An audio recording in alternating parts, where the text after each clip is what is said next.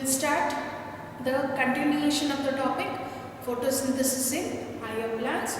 It is a long duration topic where we have studied the experimental demonstrations to show the components, how they are useful or how in what way they are required in the process of photosynthesis. Then in the light reaction, in the previous class we have studied the cyclic and the non-cyclic process, where those processes or the procedures help in the formation of the two important molecules ATP and NADPH2.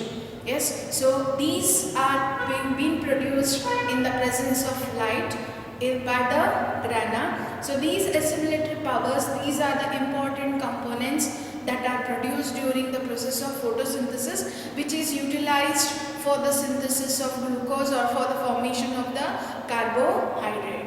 Similarly, another process where there is synthesis of ATP molecule was being studied by Peter Michel, and he called this process as chemiosmosis. So in today's class we will study about the procedures involved in chemiosmosis. This chemiosmosis was being demonstrated by, it was proposed by Peter Michel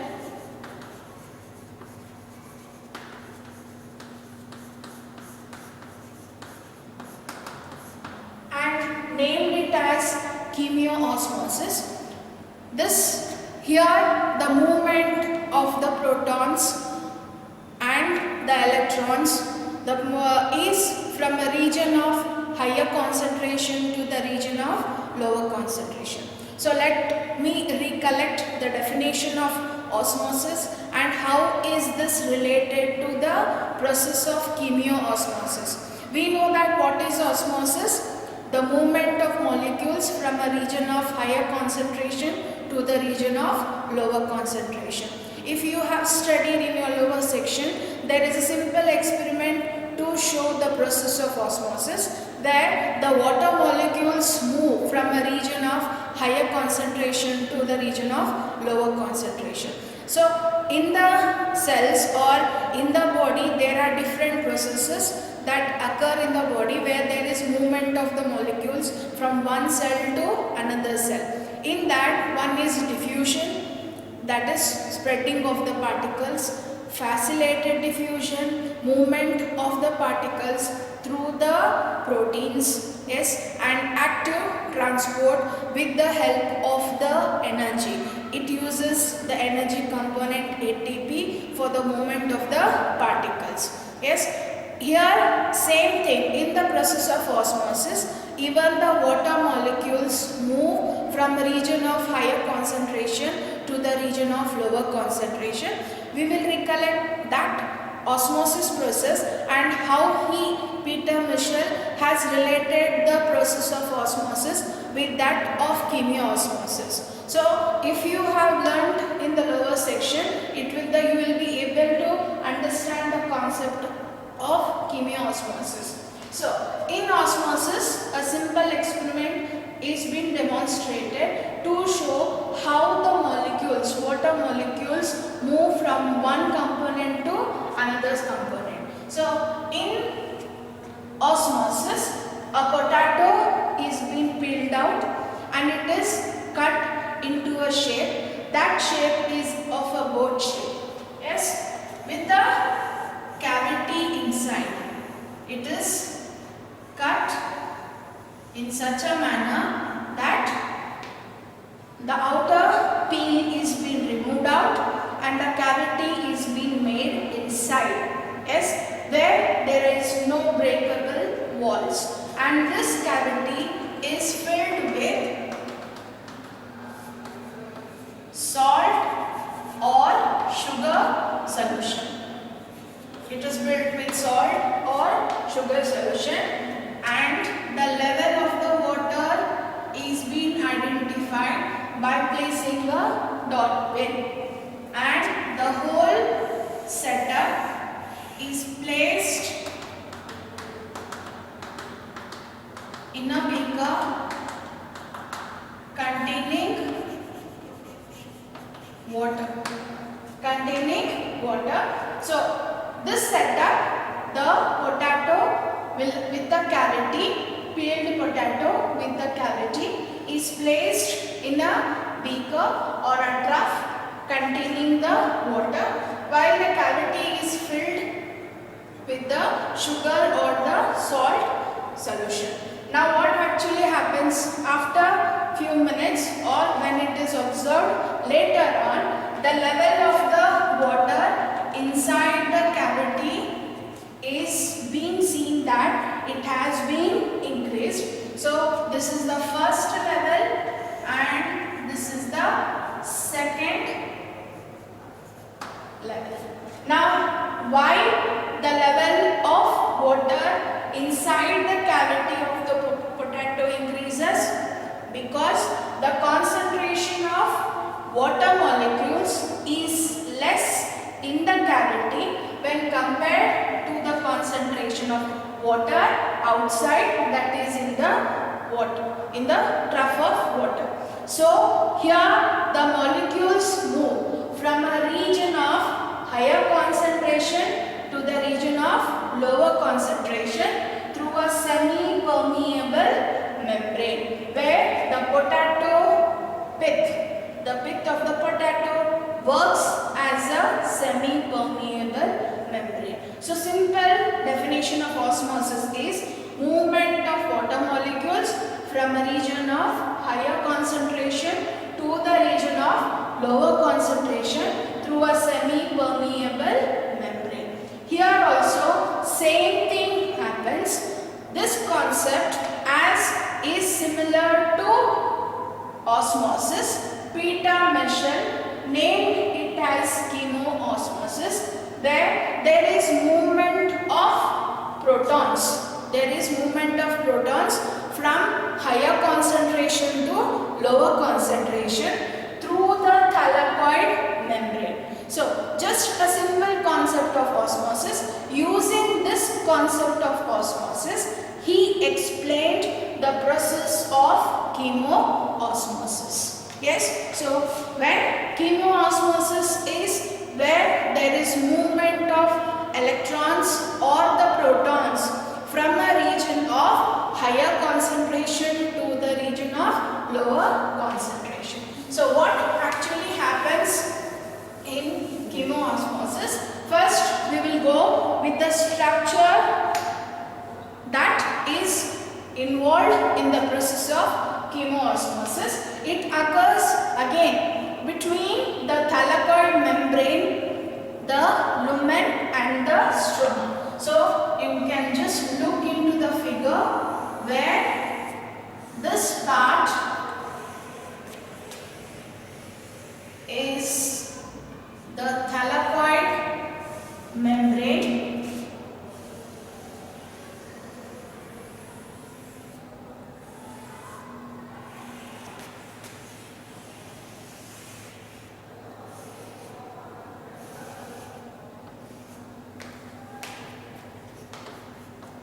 so the grana have the photosynthetic units called as the thylakoids.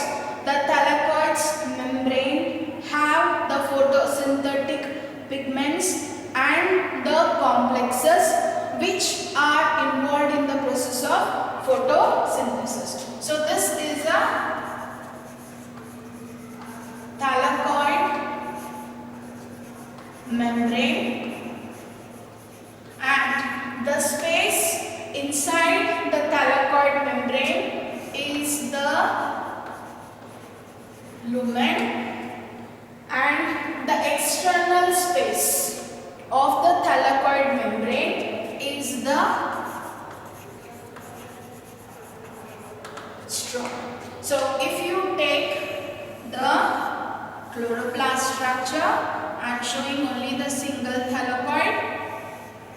This is the membrane, this is the lumen, and externally is the stroma, where the grana in this is a single thylakoid. Depicted is the single thylakoid. where it is have the membrane, the lumen inside, and is surrounded by the stroma. This one expanded figure is over here, where there is a thylakoid membrane, and inside the thylakoid membrane the space is called as the lumen, and externally to the thylakoid membrane is the stroma.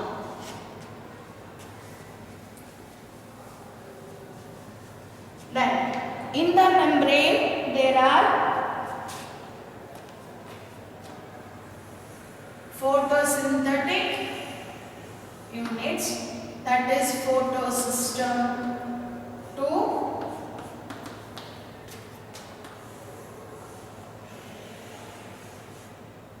photosystem 1,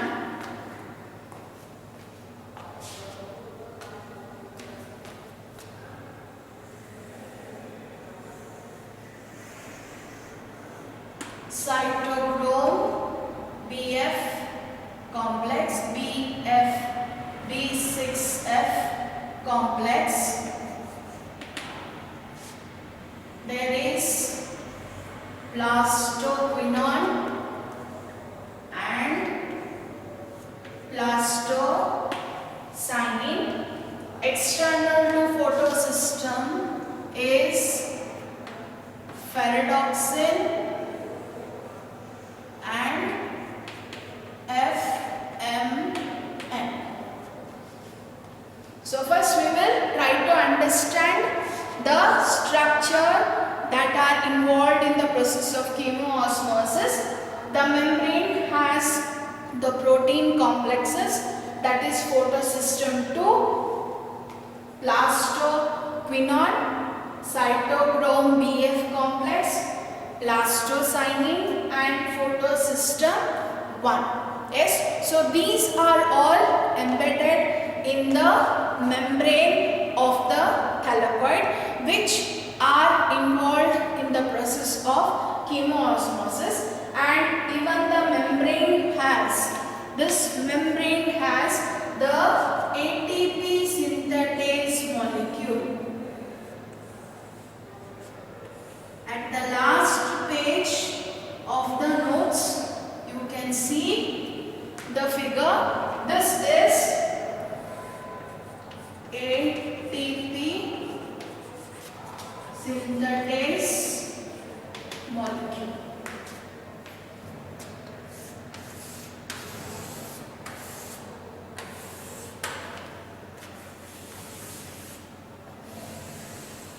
The thylakoid membrane.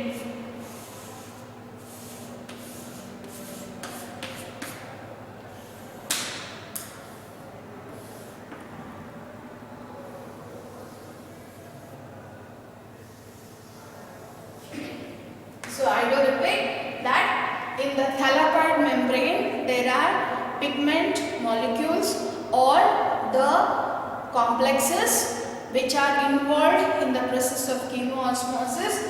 Those are photosystem 2, plastoquinone, cytochrome BF complex, plastocyanin, photosystem 1.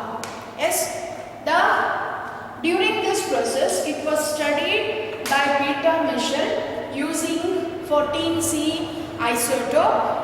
He observed this experiment or demonstrated this experiment using the algae, in an algae using an isotope of 14 carbon. In this process, so he observed that during the photolysis of water, as the light falls on photosystem 2, in the very first process of is photolysis of water, where water splits with the help of photosystem 2 to form oxygen, electrons and protons. Yes, during photolysis of water splits to form oxygen, electrons and the protons. Oxygen is released inside the lumen of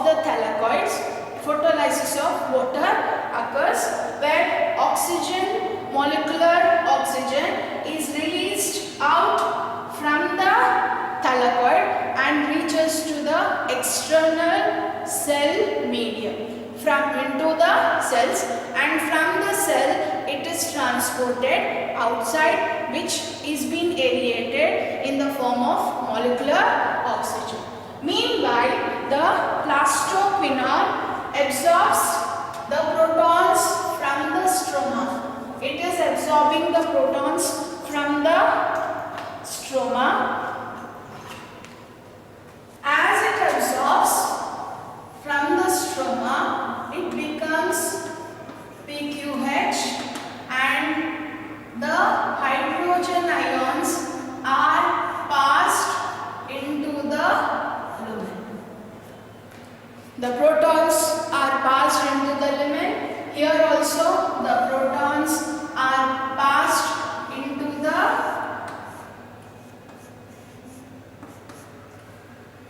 lumen, yes, and even the cytochrome Bf complex also releases the protons inside the lumen. Inside the lumen, the protons are released.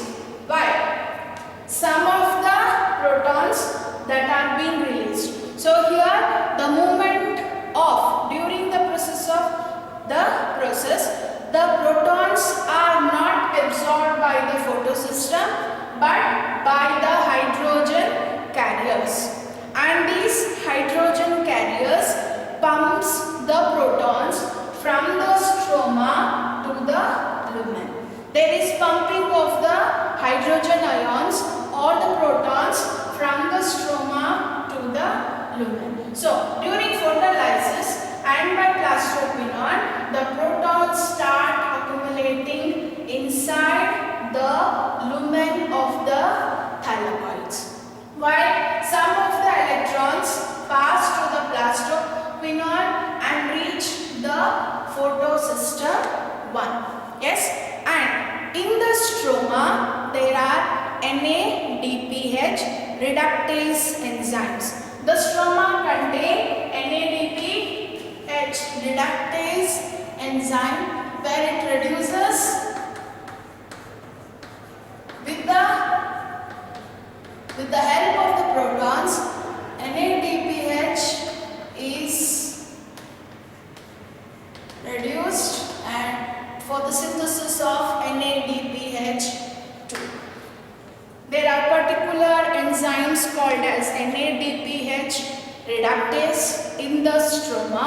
With the help of these protons that are being released by the hydrogen gas, some protons are used for the synthesis of NADPH2 in the stroma.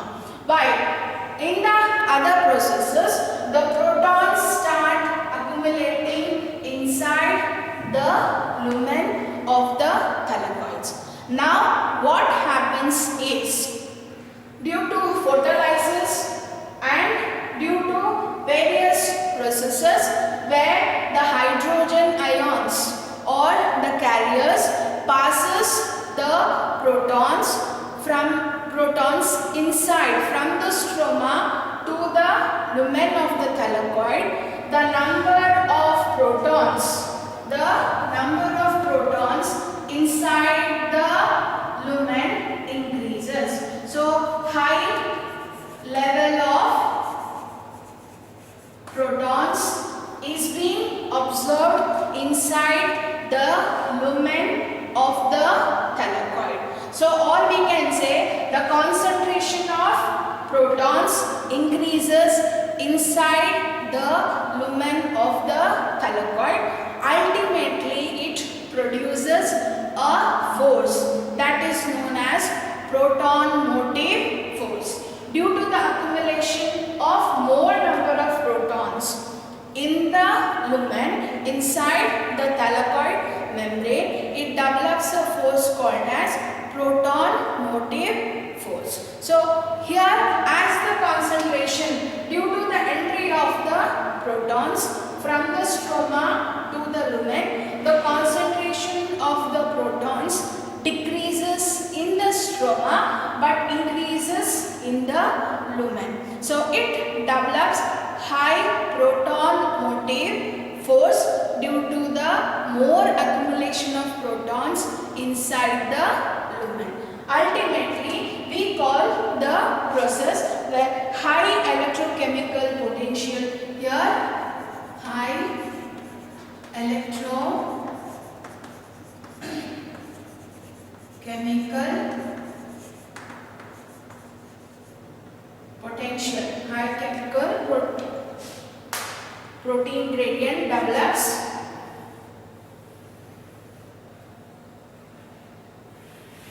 inside the lumen.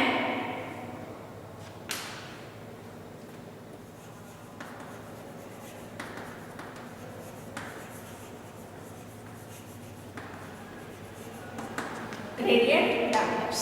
So why, how the number of protons increases? Due to photolysis which occurs in the lumen, the protons are being released, and plastoquinone also absorbs some of the protons and release the protons inside the lumen. And during the process of respiration by electron transport system, the protons are also released by the complexes or the hydrogen carriers and accumulates those protons inside the lumen of the thylakoid. Yes, and especially during all this process, the protons are being picked up by the hydrogen carriers, not by primary electron acceptors. These protons are accumulated. They are being accumulated in the thylakoid lumen. Yes, so the concentration of the protons inside the lumen increases. Now this process, as the number of protons increases inside the lumen, it develops high electrochemical potential gradient or high electron motive force or proton motive force.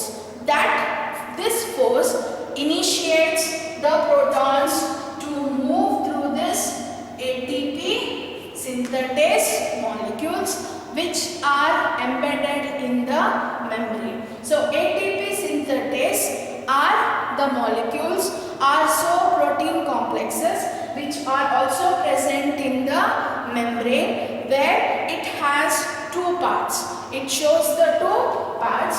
This part which is embedded in the membrane is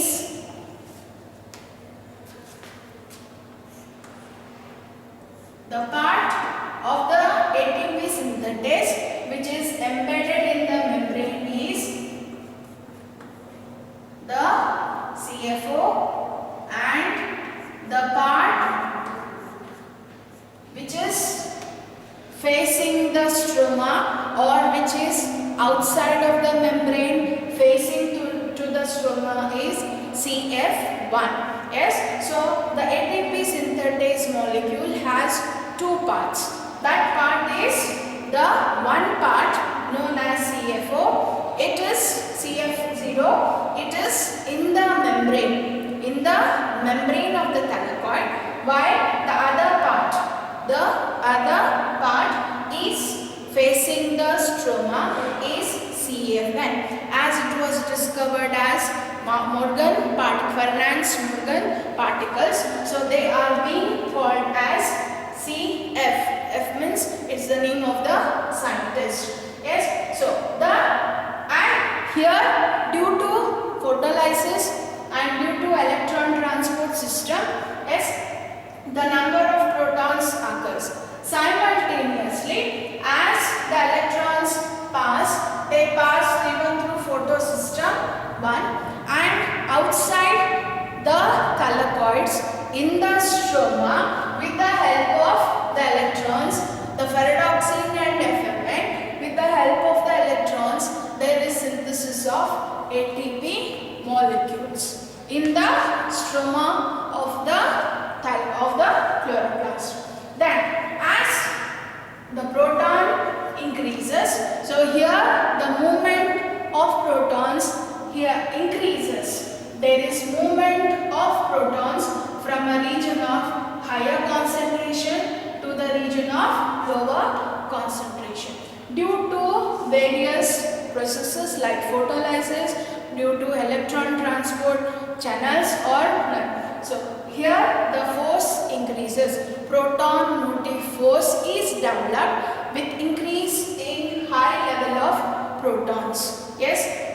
Then there is movement of these protons from a region of higher concentration to the region of lower concentration. From the stroma only the protons are being pushed out or pumped into the lumen by various processes. So the concentration is high inside the lumen, and as the concentration is high, they are pumped out through this molecule, that is ATP synthetase, which acts as a channel to balance the number of proton concentration between the lumen and the stroma. So the protons move out of this ATP synthetase. With that, the ADP combines with inorganic phosphate to form adenosine triphosphate, where there is synthesis of ATP molecules. Yes, I'll repeat once again. As the concentration of the proton increases inside the lumen and decreases in the stroma, the concentration gradient occurs. There is difference in the concentration gradient. So here the protons move from a region of higher concentration to the region of lower concentration, where through the ATP synthetase molecule, this ATP synthetase molecules uses to produce a single molecule of ATP, 3 protons are pumped out. The 3 protons are pumped out by the ATP synthetase molecules, where adenosine diphosphates combine with inorganic phosphate to form ATP. Yes, so a single molecule of ATP is being formed by pumping off the protons from the lumen of the thylakoid to the stroma through ATP synthetase molecules. So at the end of this process, there is formation of or synthesis of ATP and NADPH2. And this process, as there is change, there is movement of protons, as there is change in the difference in the concentration gradient, this process is similar to the process of osmosis. So Peter Michel called this process as chemoosmosis. During chemoosmosis, there is movement of protons, which is exactly similar to the process of osmosis. In osmosis, what happens? There is movement of water molecules, where the water molecules move from a region of higher concentration to the region of lower concentration through a semi-permeable membrane. But here there is a movement of chemical components, that is the protons, from the region of higher concentration to the region of lower concentration. Due to the more accumulation of the protons inside the lumen of the thylakoid, it develops the force. Due to that force, the protons are pumped out. They are pumped out from the lumen to the outer external surface, that is the stroma, with the help of ATP synthetase molecule. During that process, there is synthesis of adenosine triphosphate, a molecule that is used up. This molecule is is used up for the next process of the dark reaction.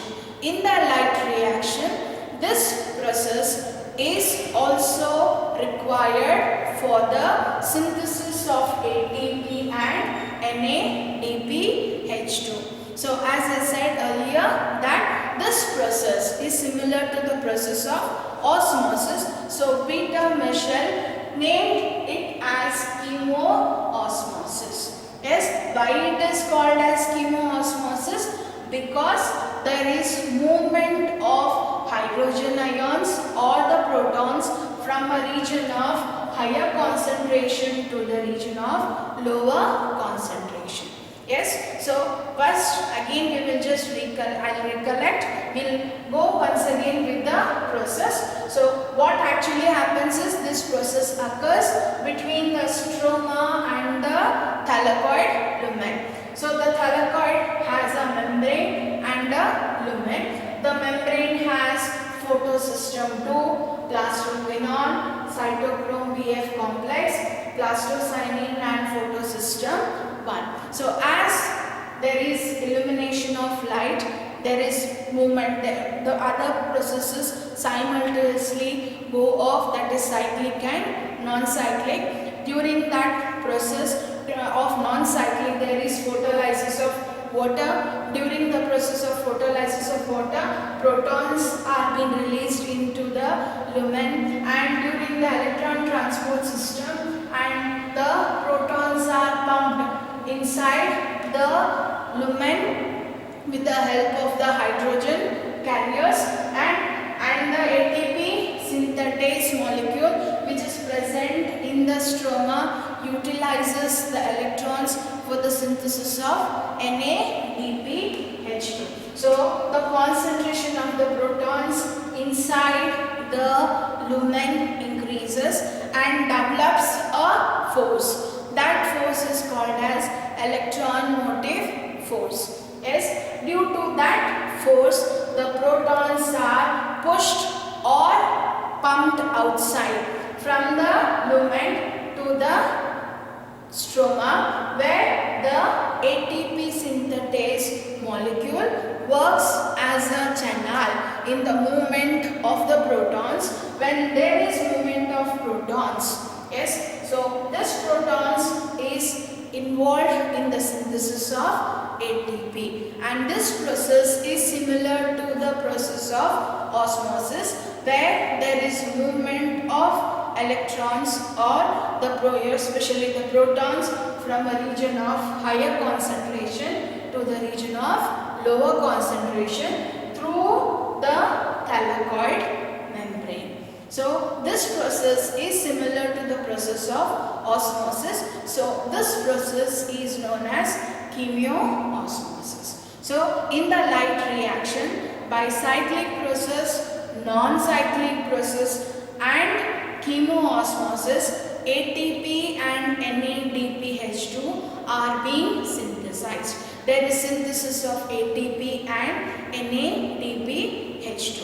So all these light reactions produces the two main components, ATP and NADPH2, which are used up in the process of dark reaction for the synthesis of the carbohydrates. So the very first half process of photosynthesis includes the light reaction with the synthesis of ATP and NADP, where light is being utilized. As I said earlier, what is the definition of light reaction? It is a light dependent reaction occurring in the grana of the chloroplast, resulting in the synthesis of ATP and NADP. So we have already observed that in cyclic and non-cyclic, ATP and NADPH2 are being synthesized, and by chemoosmosis also ATP is being synthesized. So here the protons are being used up for the synthesis of ATP, and the end products, the byproducts of the light reactions are ATP and NADP. These products are used by the cells for the process of the dark reactions. So in the dark reaction, it is called as dark reactions. It is that process occurs in the absence of light. It is a light independent reaction. So it occurs in the absence of the light, where the energy produced by the light reaction is used for the formation of the glucose. Yes, so some amount of oxygen is also being produced. This molecular oxygen is released out by the chloroplast, and from the chloroplast the oxygen through the stomata reaches to the atmosphere, or it can also be used for the oxidation activities or during the physiological activities that occur inside the cell. So oxygen in the body can also be used for various physiological or metabolic activities or the oxidation of the substances. So this process of chemoosmosis is as proposed by Peter Michel.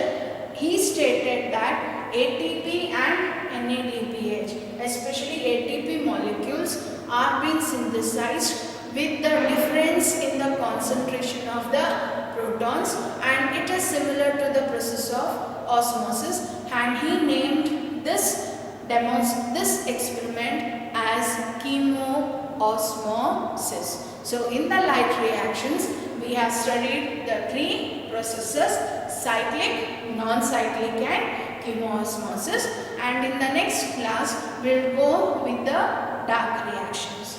Yes, so today's question is, explain the process involved in chemoosmosis. Yes, synthesis of ATP molecules by the process of chemoosmosis. It's a 5 marks question. Yes, so here we have studied chemoosmosis. Next class will start with the dark reactions, where there are two main steps of the dark reactions proposed by Calvin, Hatch and Slack. Calvin is known as C3 cycle, while Hatch and Slack is called as C4 cycle. C3 cycle and C4 cycle. C3 cycle uses the ATP and NADPH molecule for the synthesis of the glucose. So in the next part of the topic, in the next class, we will deal with the C3 cycle and the C4 cycle. So today we have learnt the procedure where it involves synthesis of ATP molecules by chemoosmosis. Yes, why it is called as chemoosmosis, or explain the procedure involved in the synthesis of ATP by chemoosmosis. And I'll repeat it, it was proposed by Peter Michel using the isotope 14C in the algae. So next class we will go with C3 cycle and C4 cycle. So go through the textbook diagram and follow the diagram. Thank you. We will meet in the next class.